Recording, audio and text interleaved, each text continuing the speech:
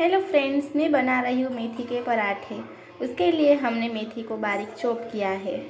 1 कटोरी गेहूं का आटा, 2 चम्मच बेसन लेना है, 1 चम्मच मिर्ची पाउडर, चम्मच हल्दी पाउडर, चम्मच धनिया पाउडर, काली मिर्च पाउडर और जीरा पाउडर, स्वाद अनुसार नमक, 2 चम्मच ऑयल, 1 कटोरी दही, मेथी और धनिया डालें, 1 चम्मच अदरक लहसुन पेस्ट।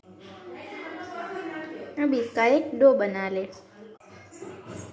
इस तरह से सॉफ्ट डो रेडी करें। इसके ऐसे डो बना ले। इसको अब अच्छे से बेल लेंगे हम।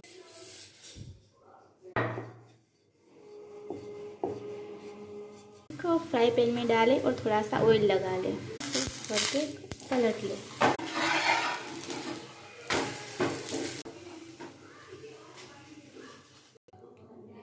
अब इसको चाय या सॉस के साथ गर्मा गर्म परोसे।